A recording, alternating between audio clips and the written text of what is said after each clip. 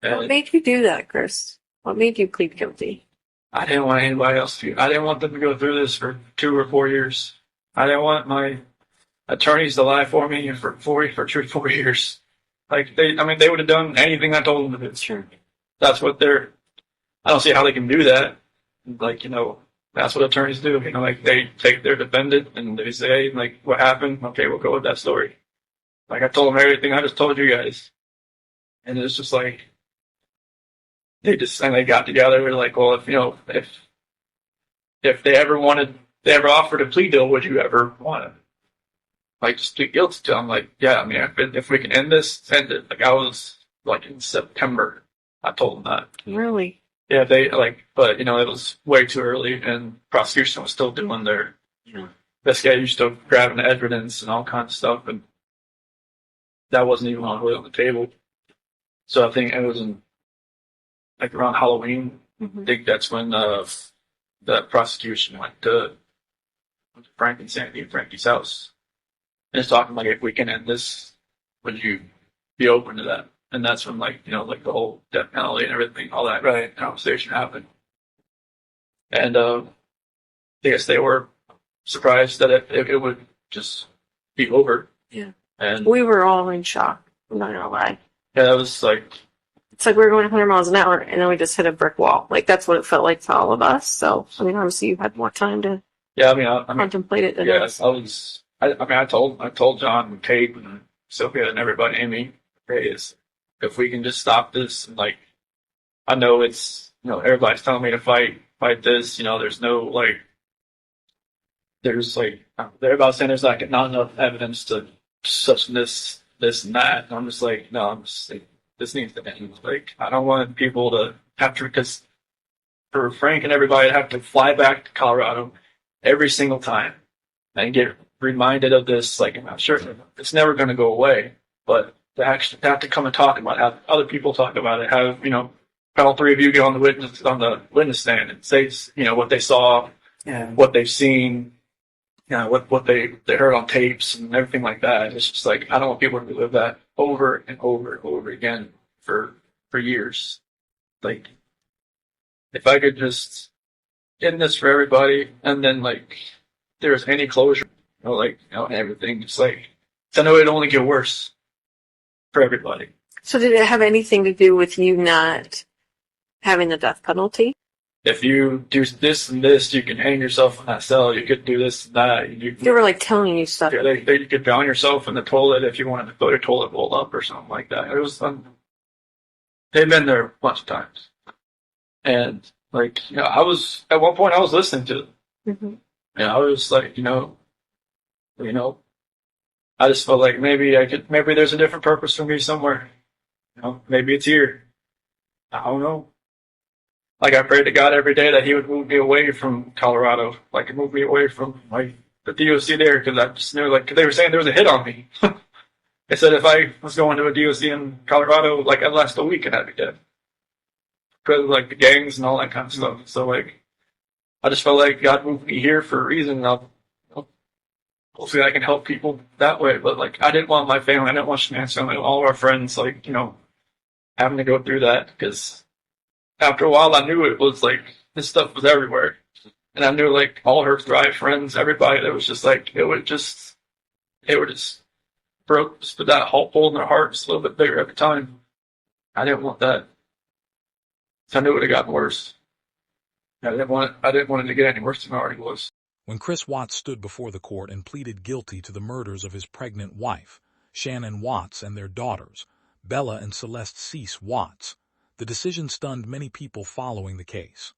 Up until that point, there had been widespread speculation that the case would proceed to a lengthy public trial, where every piece of evidence would be examined in court.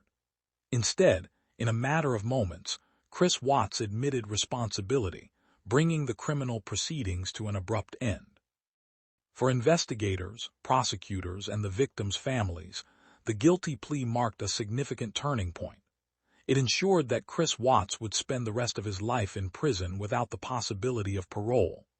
At the same time, it spared Shanann's family the emotional burden of sitting through weeks of testimony, crime scene evidence, and painful courtroom proceedings. Although no outcome could ever erase the unimaginable loss they had suffered, the plea agreement prevented them from reliving every detail in a highly public trial. Years later, however, another question emerged. Why had Chris Watts chosen to plead guilty so quickly? After his conviction, during a series of prison interviews, he offered his own explanation for accepting the plea agreement. Those comments immediately attracted attention from journalists, legal analysts, and true crime researchers who wondered whether his reasons reflected genuine remorse, legal strategy, or something else entirely. While his explanation sparked debate, investigators stressed that his comments should always be viewed alongside the overwhelming body of evidence that had already established the facts of the case. Throughout this documentary, we'll examine what Chris Watts said about his decision, compare those statements with the publicly documented evidence, and explain why investigators approached his post-conviction interviews with caution. It's important to remember that while his own explanations may provide insight into his perspective, they do not alter the conclusions reached through forensic science, digital evidence, witness testimony, and the legal process. If you enjoy respectful, evidence-based true crime documentaries that separate verified facts from later claims, please take a moment to like this video and subscribe to the channel. In the next chapter, we'll explore the overwhelming evidence prosecutors had assembled before the plea agreement, and why many legal experts believe the strength of that evidence played a major role in shaping Chris Watts' decision to plead guilty. Before Chris Watts ever entered his guilty plea, investigators had already assembled what prosecutors described as an exceptionally strong case. From the moment Shanann Watts and her daughters were reported missing, detectives began collecting evidence from every possible source. Security camera footage, cell phone records, GPS data, forensic examinations, witness interviews, and Chris Watts' own statements all became pieces of a timeline that investigators carefully reconstructed. As more evidence emerged, that timeline became increasingly difficult to dispute. One of the earliest breakthroughs came from surveillance footage provided by Chris Watts' neighbor, Nate Trinastich. The video captured activity outside the Watts home during the early morning hours and quickly became a key focus of the investigation. At the same time, detectives analyzed phone records, text messages, and location data, comparing them with Chris Watts' account of what had happened. When inconsistencies appeared between his statements and the evidence, investigators intensified their questioning. The forensic evidence also strengthened the prosecution's case. Crime scene investigators documented physical evidence from the family home, while specialists examined digital devices and recovered electronic records that helped establish a detailed sequence of events.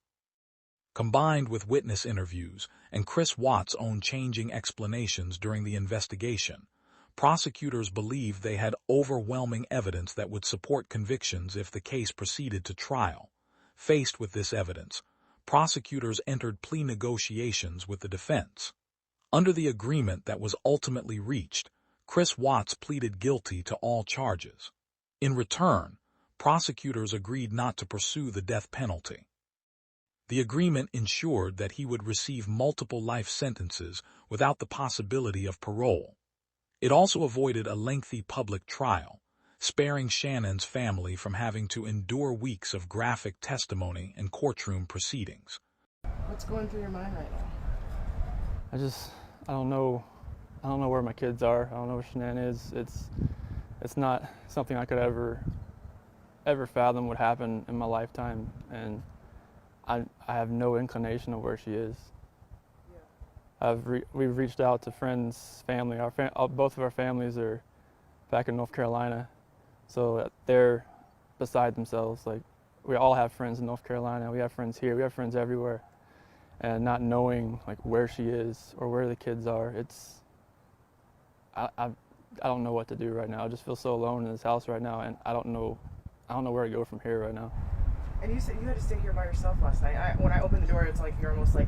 I mean, my heart's racing a mile a minute. I mean, everything that's happening the last few days. It's earth-shattering right now. It's like my world's been turned upside down. It's like I have friends that have offered to I didn't feel like I should have left last night, like just in case, like maybe she came back, maybe the kids came back, maybe something happened, maybe there's a knock on the door. I wanted to be here. I didn't think last night was a good time to stay with anybody else, or, I mean, I want friends to be here with me because that just makes me feel better. And how do you think the police have responded so far? It's been amazing. They've been in constant contact. Frederick Police Department, detectives, officers, sergeants. They have the dogs coming through to get scents. I mean, they've been on top of everything. Missing persons reports. Everything's been. They've been. Do you have any idea where she could be? She said she was going to a friend's house with the kids, and that's the last thing I heard. And that was it. It was very vague, and it was very. I don't have no inclination of where she is. Every friend that I've called that has a car seat that could have come and got her. And you saw her yesterday morning? Yeah, I saw her yesterday morning. She got back from the airport, and I mean, she has to be somewhere. In my heart, I believe that she is somewhere, and I hope that she is safe. Search dog go in your house right now to get a scent. A line of police cars. I'm so happy that they're here right now doing everything that they can. It scares the living crap out of me right now, just knowing that it's come to this and that she didn't come home last night with the kids.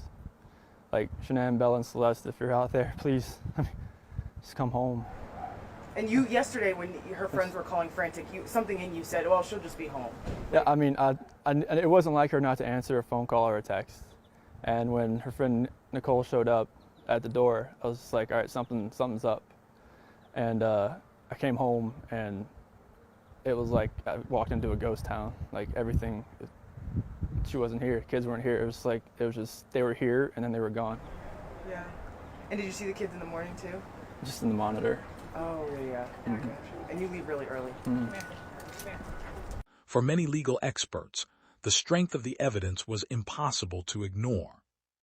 Even if the case had gone before a jury, prosecutors believed the combination of forensic science, digital evidence, surveillance footage, and Chris Watts' own admissions would have presented a compelling case for conviction. Whether his decision to plead guilty was motivated by the evidence, the possibility of a death sentence, or other personal reasons would later become the subject of public discussion. If you're finding this evidence-based examination informative, don't forget to like this video and subscribe to the channel.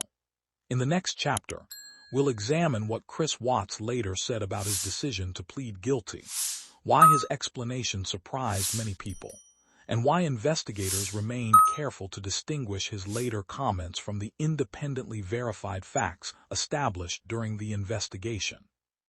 Years after his conviction, Chris Watts participated in prison interviews in which investigators asked him why he had chosen to plead guilty instead of taking the case to trial.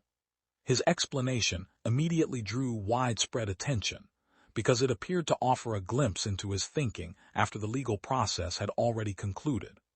According to his own account, one of the primary reasons he accepted the plea agreement was to avoid the possibility of receiving the death penalty. By pleading guilty, he ensured he would spend the rest of his life in prison without the possibility of parole rather than facing a capital trial. For many people following the case, that explanation came as a surprise. Some had expected him to claim that he wanted to spare Shannon's family the pain of a public trial, or that he had experienced overwhelming remorse. Instead, his comments suggested that the legal consequences facing him were a significant factor in his decision. While his explanation generated headlines and discussion, investigators emphasized that these were statements made after his conviction and should not automatically be accepted as a complete account of his motivations. Criminal investigators are trained to approach post-conviction interviews with caution. Once a case has ended, offenders may remember events differently, minimize their actions, or frame decisions in ways that present themselves more favorably. Because of this, detectives compare later statements against the evidence already established during the investigation rather than treating them as new facts. In the Watts case, the overwhelming forensic evidence, digital records, surveillance footage, witness testimony, and Chris Watts' earlier admissions remain the foundation of the official case regardless of what he later said in prison. Legal experts have also pointed out that plea agreements often involve multiple considerations. Defendants may weigh the strength of the prosecution's evidence, the likelihood of conviction, potential sentencing outcomes, and advice from their attorneys before making a decision. Whatever Chris Watts' personal reasoning may have been, the guilty plea brought the criminal proceedings to a close without requiring the victim's family to endure a lengthy public trial. If you're enjoying this evidence-based breakdown, please consider sharing this video with others who appreciate respectful true crime documentaries that focus on verified facts rather than speculation. Your support helps us continue producing carefully researched content that honors victims while explaining the legal process. In the next chapter, we'll shift our attention away from Chris Watts and back to the people who should remain at the center of this story: Shanann, Bella, Cece, and baby Nico, and explore why their lives and memories matter far more than any explanation offered years later from behind prison walls. As the discussion surrounding Chris Watts' guilty plea continued, many investigators and victim advocates encouraged people to ask a different question. Instead of focusing on why the offender made his decision, they believed the greater importance lay in remembering the lives that were forever changed. Shanann Watts, Bella Watts, Celeste Cece Watts, and baby Nico were more than names in a criminal case. They were a family whose lives were filled with love, hopes, and plans for the future. Family videos shared publicly over the years offered a very different picture from the one most people came to know through news headlines. They showed Bella singing songs, laughing with her little sister, and enjoying the simple moments of childhood. Cece's playful personality and endless energy brought joy to everyone around her, while Shanann often documented family milestones and celebrations that reflected her love for her children. Those everyday memories became priceless after the tragedy, reminding the world of the lives that existed long before the investigation began. Many true crime researchers have emphasized that victims should remain at the center of every discussion. While understanding criminal investigations can help explain how justice was achieved, allowing the offender's words to dominate the conversation risks overshadowing the people whose lives were taken. That is why many documentaries, investigators, and victim advocates continue to encourage respectful storytelling that prioritizes facts while honoring the victims with dignity and compassion. Years later, people around the world still remember Shanann, Bella, Cece, and baby Nico through candlelight tributes, memorial messages, charitable acts, and simple gestures of kindness. You want a pony? You want a pony too?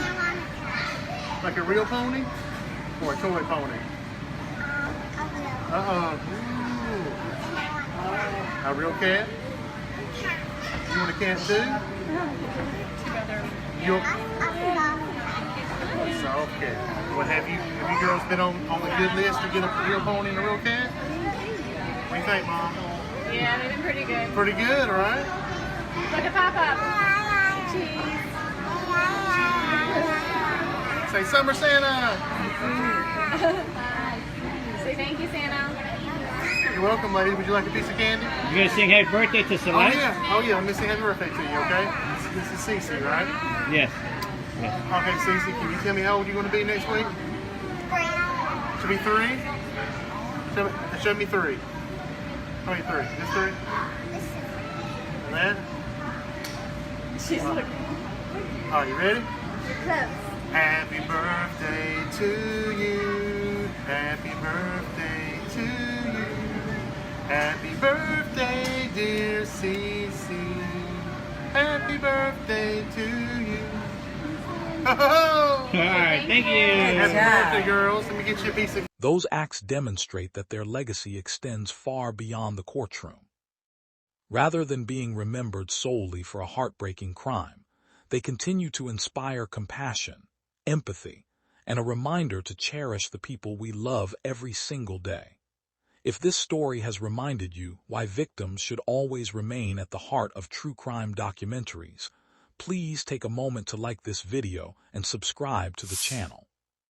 In our final chapter, we'll reflect on what Chris Watts' guilty plea ultimately meant for the case, why the evidence, not later explanations, remains the strongest record of what happened, and why the lasting legacy of this tragedy belongs to Shanann, Bella, Cece, and baby Nico, rather than the man who took their lives.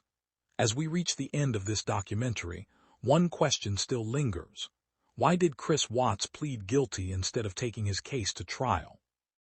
Based on the public record, only Chris Watts knows every factor that influenced his decision. During later prison interviews, he offered his own explanation, including that avoiding the possibility of a death sentence played a significant role. Legal experts have also pointed to the overwhelming evidence against him as another likely factor. Whatever his motivations may have been, one fact remains undisputed. His guilty plea brought the criminal proceedings to a close and resulted in multiple life sentences without the possibility of parole. The investigation itself demonstrated the importance of careful, evidence-based police work. Detectives spent countless hours analyzing surveillance footage, reviewing digital records, interviewing witnesses, and examining forensic evidence to build a timeline that could withstand legal scrutiny. Their work ensured that the case rested on verified facts rather than assumptions or speculation.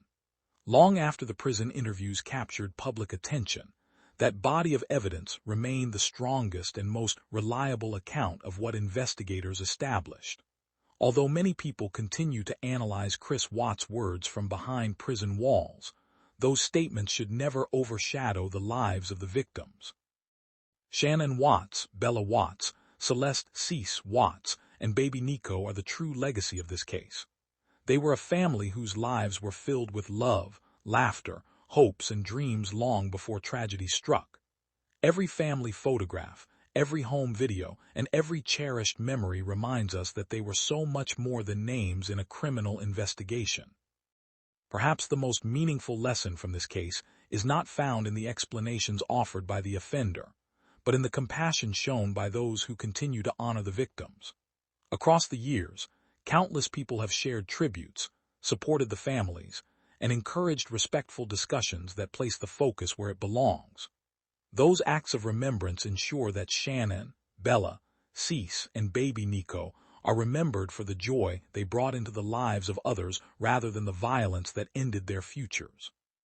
Thank you for watching this evidence-based examination of one of the most discussed aspects of the Watts case. If you found this documentary informative, please like, subscribe, and share to support more carefully researched true crime content that values verified facts while honoring victims with dignity and respect. Above all, let us continue to remember Shanann, Bella, Cece, and baby Nico, not because of the headlines that followed their deaths, but because of the love they shared, the lives they lived, and the lasting impact they continue to have on people around the world.